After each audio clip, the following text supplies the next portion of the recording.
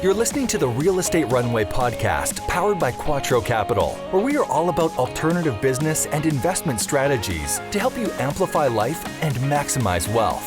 Here's your host, the recovering engineer turned multifamily investor, Chad Sutton. All right, Real Estate Runway family. Today, we've got a good friend of mine, Percy Nikora from Penn Capital. This is a fantastic operational group. I encourage you to listen to this episode. We're going to just be bantering back and forth some knowledge of our investment thesis in the multifamily industry, focusing more on that of Penn Capital. We'll talk about how they're using a fund to store dry powder and get ready for some deals that are coming through the pipeline, and just to give them more buying power. But fantastic groups, can't say enough good things about them.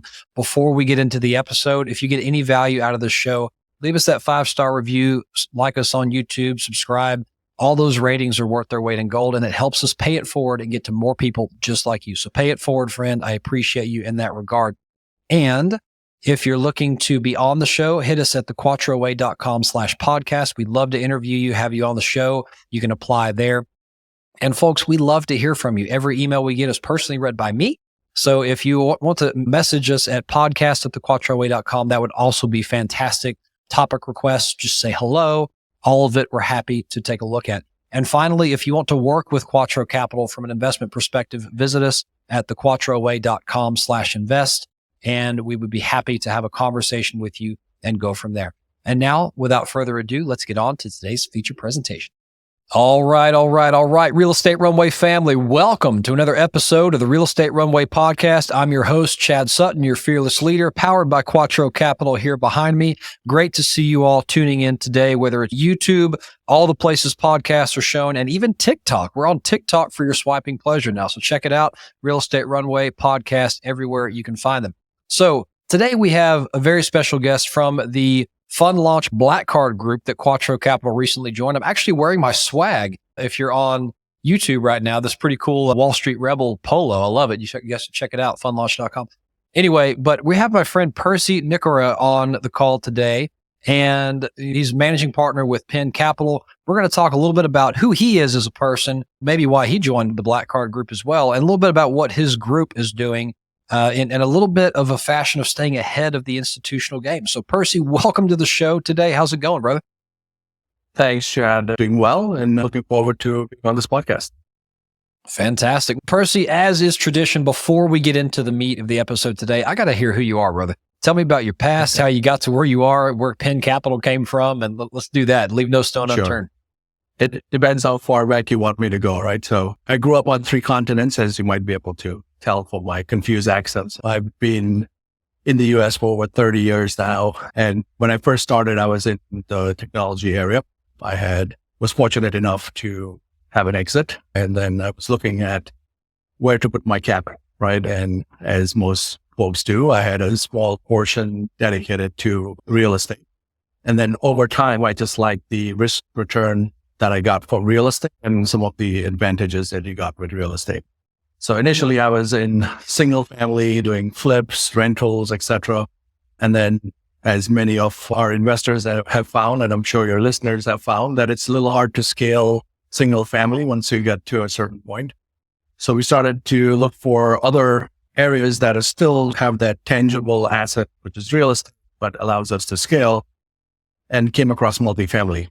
And when I started to initially invest in multifamily with some other sponsors, did several LP investments, and then over time noticed that maybe the underwriting assumptions were not as conservative as they once were. And along the way, some other folks wanted to invest with us. So about almost 7 years ago now, we created Penn Capital as a way to enable that. So we're vertically integrated owner-operators of multifamily, focusing on secondary markets, primarily in the Sun Belt, where we think there's still some opportunity for growth. I love that, Percy. Thanks for that. That's a very concise way to describe a massive amount of experience. So thank you for doing that. But you can't just gloss over the fact that you had a tech company that you were fortunate enough to have an exit. That's a massive thing in any entrepreneurial world, especially the technology world. I'm just curious, what was if you're able to say on the air, what was the sector? What was the company? How did it go? It was financial services. This is a long time ago in the 99, 2000 time frame, right before the dot-com bust.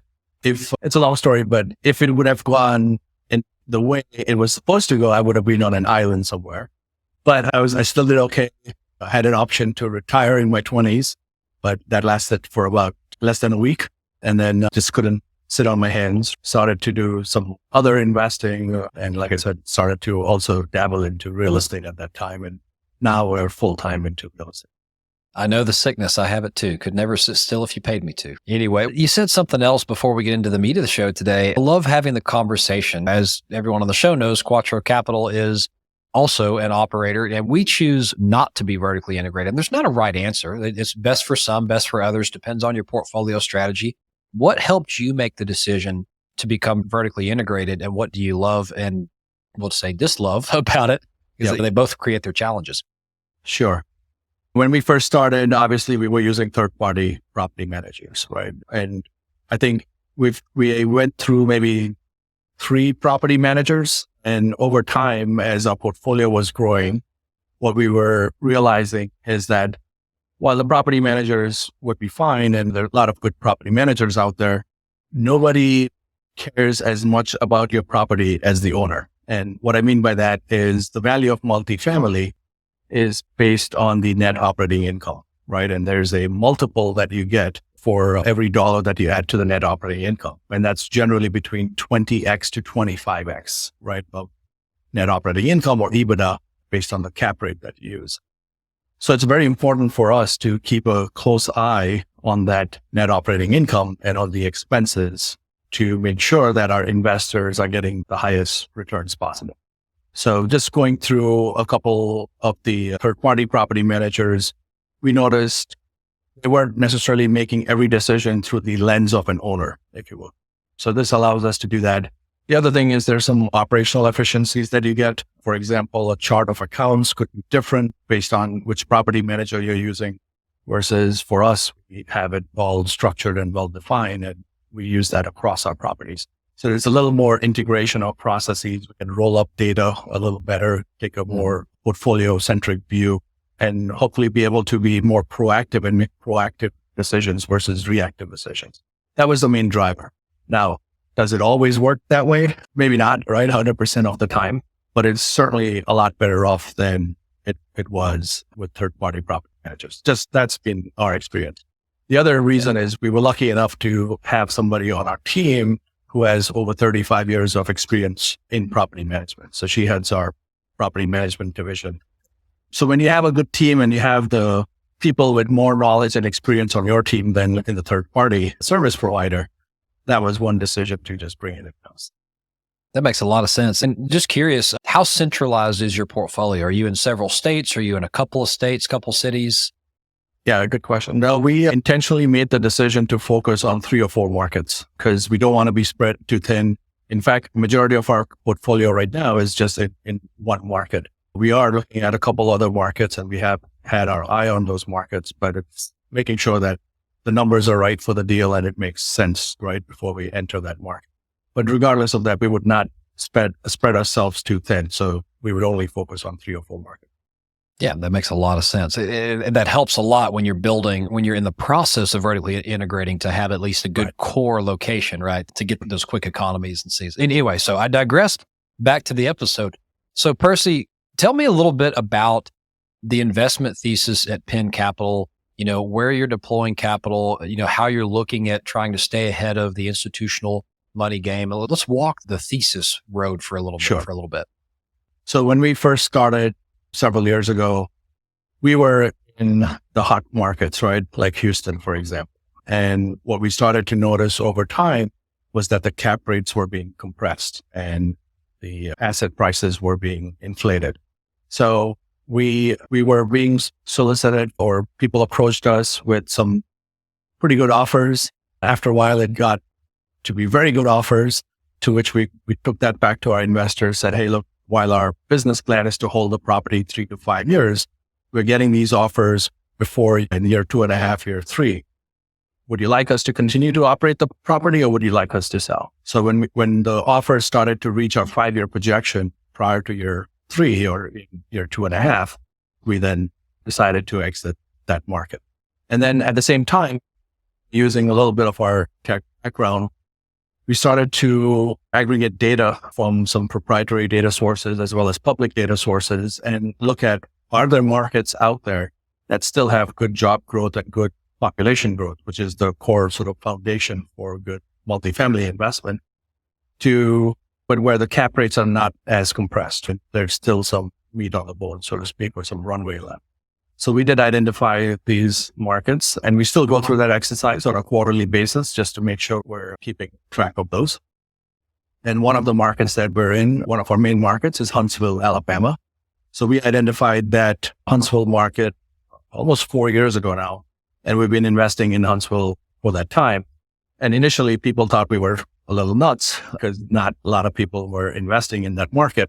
Now it's getting a little more sort of popular. We were able to stay a little bit ahead of the institutional capital, and that's part of our thesis, is we like to identify these markets where institutional capital is about to follow. The idea is to amass a portfolio and then being able to sell that portfolio to an institutional partner. Yeah, and that makes perfect sense. And by the way, we echo that sentiment. We are also invested in that MSA, Huntsville, Athens, Decatur, great explosion of job growth. Also a lot of products. So you got to watch your subclasses, but there's still a ton of meat on the bone. And gosh, if you got in there, you said 7 years ago or 5 years ago? That was about 4 years ago.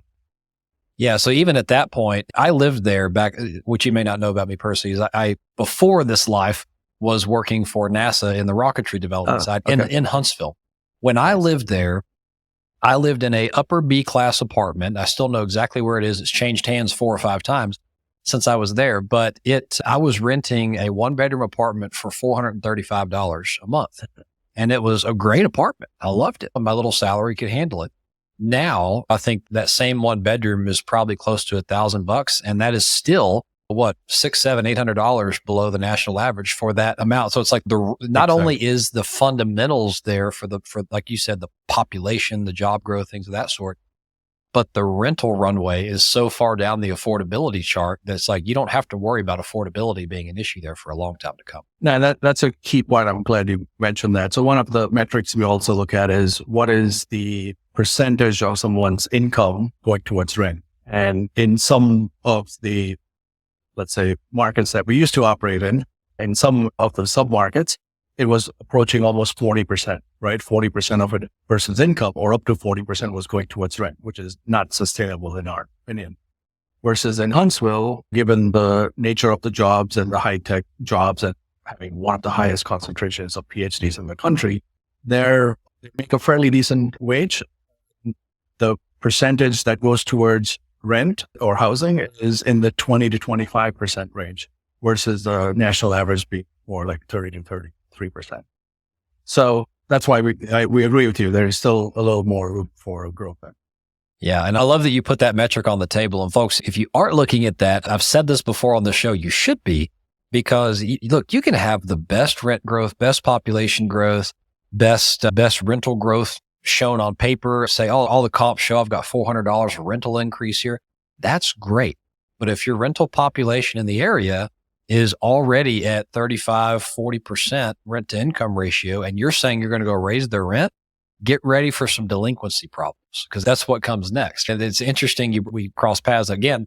We also own in Houston, but we have never owned C or D class. We've only ever owned high B, low A class. And so there, the rent to income ratios are about 17, 18% in the Upper West Side. Whereas if you look at Southeast or even over in Humble or places like that, things are being marketed as value add with at least 40% rent to income ratio. It's like, how does that work? So anyway, I hope you guys are hearing it's a metric to pay attention to, and that both of us have latched onto it and won't turn it loose. So anyway, back to the thesis. So you've done something similar to what we've done and created a quarterly proprietary mix of data that helps you predict what markets have some juice to squeeze still and aren't quite out of the affordable range yet either. I'm just curious if you have any sort of color on don't give away your secret sauce, but what major providers are you pulling data in from to make that decision?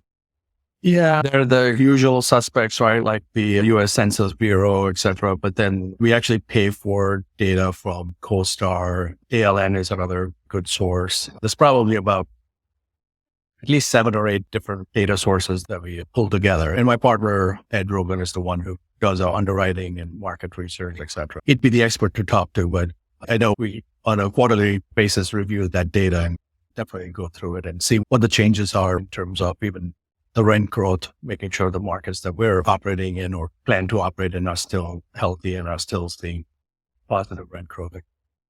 Yeah, it's like a movie, right? We're all, I think, like you, we're looking at Yardi, CoStar, ALN. I think we even look at some, what's the free one? Citydata.com. Everyone has, there's all sorts of good views out there. When you pull it all together, you start to see harmonization of thought. Oh, should look over here. That's good to know. So let's pivot back over to your investment thesis a little bit. So Percy, when you guys are looking for an acquisition, what sort of build are you looking for? What sort of value play to execute are you looking for? And what is the way that you say, I'm going to buy this property and go do this to it and make it into something that someone else wants to buy at the institutional level? Sure. So when we first started, we were doing a lot more affordable housing, workforce housing. Those tend to be more C-class properties, sometimes even C- that you're bringing up.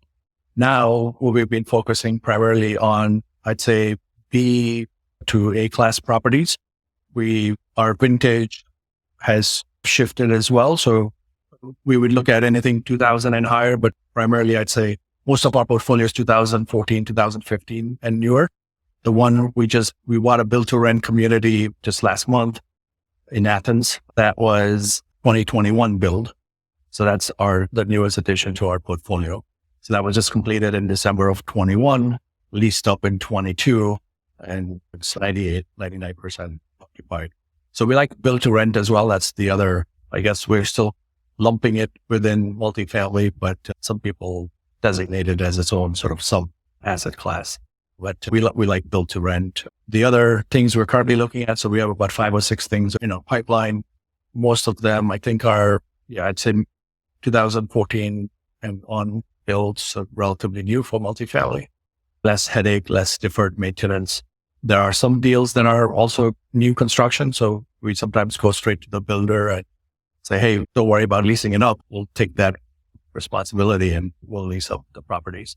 And then lately, given with what's happening in the capital markets and the interest rates, we also look at properties that have assumable debt or assumable loans, right? So these are agency loans that the current owner acquired maybe a few years ago, and they got a 3.5% debt on it. So we're looking at, is there a way for us to assume that debt, therefore in return, give higher returns to our investors?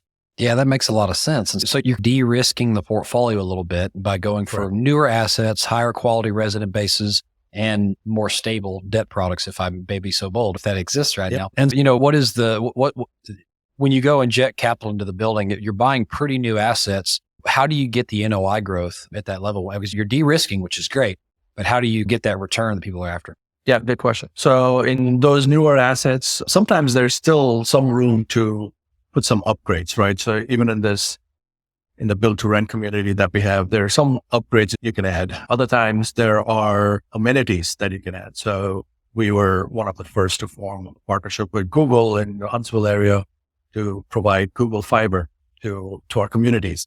And we offer that to our residents at a discount, right? So cheaper than they could go and get directly from Google. And at the same time, we have a revenue share with Google on the back end. So that goes straight to the NOI. And things like washer dryers. We also have a virtual concierge app. So the folks get an app and they can not only schedule, let's say, package deliveries, et cetera, but they could also click a button and let's say they're stuck at work. They could click a button and ask somebody to walk their dog, right? So those types of services I wish I had at my place. But these are the types of amenities that we're introducing. And of course, there's a cost for that, but there's value that our residents are getting. But at the same time, it's also increasing our NOI and therefore, again, having that multiplying effect of, depending on the cap rate you use, let's say at least a 20x if you use a 5 cap to the value of the property. Yeah, it's fantastic. So not only are you de-risking your portfolio and going after newer assets, but you're really catering to that upper level resident who just has probably high need and high expectation because of their busy life. And frankly, they're able to pay for convenience. So that's right. Really, and I guess that's where you have more upper end on the spectrum of what an acceptable rent range is in the high B, low A space, right? But you're also not necessarily, in most cases, top of market competing with the luxury. Correct. That's we like to stay in that B class asset. So it's not at the super high end and it's not real low either. We think that's and it's the most stable, if you will, within the multifamily asset class, which happens to be one of the more stable commercial real estate asset classes. Yeah. And again, it also comes down to knowing the market. That's why we only like to focus on a handful of markets. We know what's worked at some of our other properties. We have insights into the data from the data feeds that we purchase. And then just by interacting with our residents, we know what type of amenities they are looking for and what they're willing to pay and how much they're willing to pay. And we have all that inside knowledge too. That's incredible. And so that's a great synopsis on the investment thesis. Tell me about the investment funds. What are you guys doing right now to prepare for what deals might be coming and what does your investment structure look like? Just let's talk about that a little bit. How are you guys putting deals together right now? Sure. So as many folks would have seen, deal flow has slowed a bit because of the capital markets, but I want to say that good deals are still out there, right? You just have to search a little harder, dig a little more to find those hidden gems, so to speak. So we still underwrite hundreds of deals. We've always been pretty conservative on our underwriting, but we stress test our deals even more with exit caps and higher interest rates, etc. But then we also do find good deals, but when we find the deals, the sellers want a quick close. Like, for example, this deal we just bought from the builder, we got it at a 6 cap, new construction, which again is like a 20% discount to the market, but we had to move pretty quick and put a pretty big non-refundable sort of earnest money deposit down. So in order to do that, that's almost impossible to do in a syndication model, right? So even though we've done 9 syndications before, trying to put a legal structure together and fundraise on a deal by deal basis, sometimes you will not be able to capitalize on these opportunities that come up. So having a fund, if we have the dry powder, then we can capitalize on these opportunities by moving a lot faster, putting larger deposits, et cetera, because there's some surety of close, which is really what the seller is looking for. Yeah. And folks, that's the answer. I mean, you heard him mention, hey, yeah, we'll buy something that was built 2 years ago. And a lot of you are probably like, oh, how do you get any return out of that? The answer is how you buy it, folks, right? I would much rather buy 2022, 2023 assets all day long if I could afford to get them at a good basis and still reap some upside in return. It's when you have to buy them at market yielded out pricing that you're top of market and it hurts a little bit. Yeah, fantastic. I'm trying to think if I've missed anything here, but so talk about you have your fund structure. Is that how people who are coming into your deals, that's the way in right now is through the fund structure? How does that set up? Yeah, so through the fund, we can provide some diversification across different assets in a particular market, as well as across certain markets. This is a closed-end fund, which means we'll have about 3 or 4, or plan is to have 3 to 4 assets within that fund. And it's a 5-year term for that fund. Now, some people understand the value. They like to come into the fund. Others still prefer on a deal-by-deal approach. So realistically, we have both vehicles available. There are some slightly different waterfalls, as well as there's a different sort of minimum to get into the direct deal fund or SPV.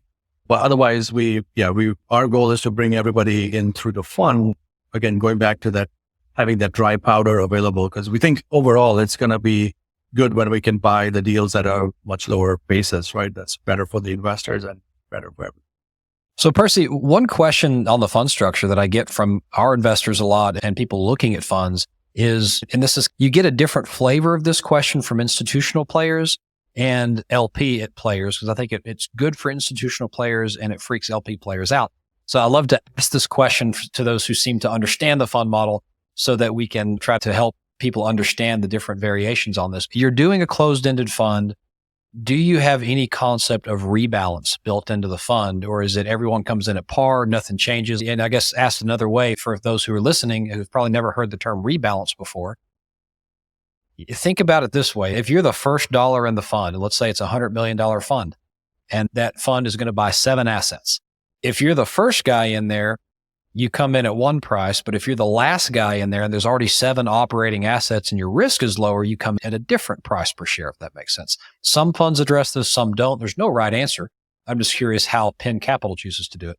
Yeah, that's actually a good question. And we had a few discussions with our SEC attorneys around that, as well as our fund admin. So we have a third-party fund admin as well. So what they recommended is to keep it simple at least for the initial funds.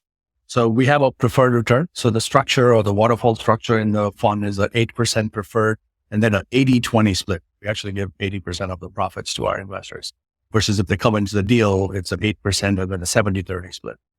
So we sort of try to incentivize them to come into the fund and it's a rolling close. Now there's only a finite amount of time that we're going to be doing the fundraising. So it's not like an open-ended fund where you'll be maybe rebalancing or calculating the NAV over the life of the fund.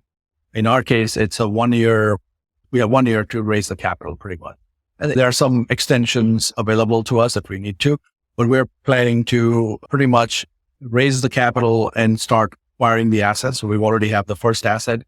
We're in the middle of looking at some assets and invest in final on a few of them. So hopefully we'll have a second asset in the fund soon. So we're looking at 3 or 4 assets in the fund where it's only going to be like a 12-month raise period. And within that time frame, if you come in, your pref calculation or accruing starts as soon as you make the investment. So if you come in today, you get a pref. There's some added incentives as well. We've lowered the minimum investment for some of the folks who came in early. So there are a couple of things you can do to incentivize people coming in upfront. If you come in with a large enough check, you may lower the management fee, things of that nature, right? But we're not rebalancing the portfolio within that 1 year period because that's a short enough time frame where we think we'll just be able to start acquiring these assets.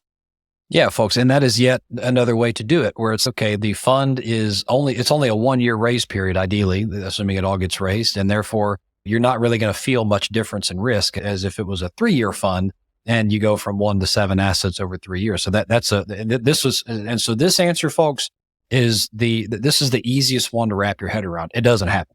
Rebalance can get very complicated and you can feel like you're paying a penalty in some cases. So I respect the way y'all took that. I just love hearing everyone's take on it. So Percy, thank you for that.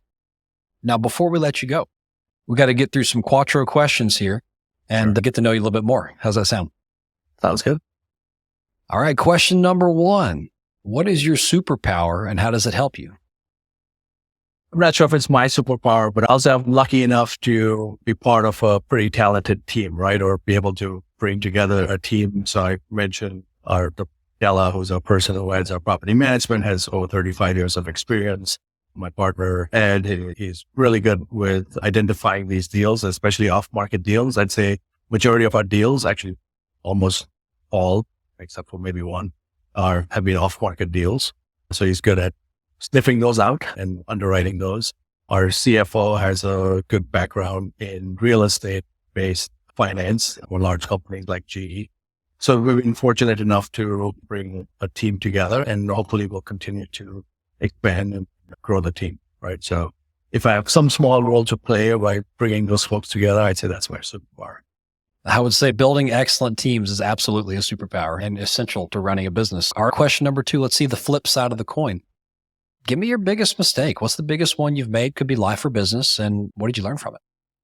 I'd say it's maybe not launching a fund soon enough and having this dry powder available maybe a little bit earlier, right?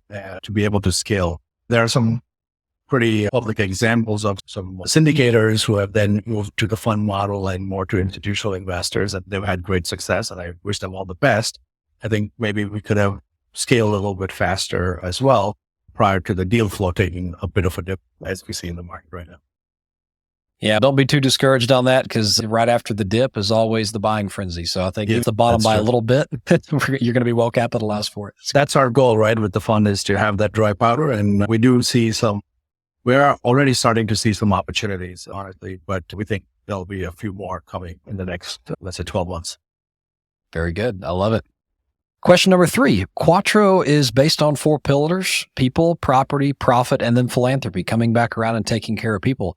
I love to give my guests a chance to talk about their philanthropic heart on the air. And we've actually had a lot of instances of people donating on their behalf. So what would that be for you? So at Penn Capital, we also believe in philanthropy and would like to actually form our own foundation. That's one of our goals. I don't know if it'll happen this year, but certainly for next year, but we definitely want to create a foundation. But in the meantime, we actually donate a fair amount to multiple foundations, nonprofit foundations. One of them is called Hope Serve Action, and was actually founded by a group who are investors in some of our properties, and it's a group of doctors and dentists, and they created this foundation. So we support that. We support World Central Kitchen, support UNICEF. There's a number of nonprofits that we support. And on a personal side, my wife and I, we don't have kids, so we're planning to leave pretty much what we have to charity. So we're setting up a personal foundation. Yeah, it's incredible. I love that so much. You just giving back to the world it's the only way to really make that legacy. I love it. Last question. You guys have a free gift that I'd love to let you promote here on the air and maybe tell the listeners what it is, where to find it, and what it's all about.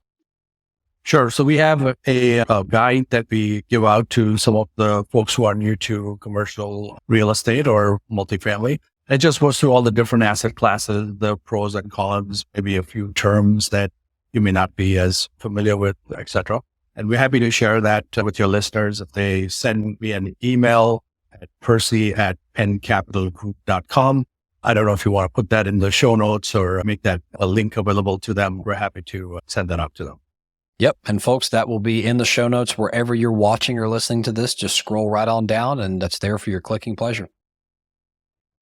All right, Percy, thank you for coming on the show, sharing your knowledge, your investment thesis. But the last question that I have to ask you before we conclude the show is if people want to reach out to you, I think you just gave one option, but what's the best way to reach out to work with Penn Capital, get to know you a little bit better, research you? Where's all that at? They can either come to our website, which is Penn Capital Group. That's PENCAPITALGROUP.com. A little bit of a long URL, but that's the one that was available. Or send me an email. That's Percy, PERCY @penncapitalgroup.com.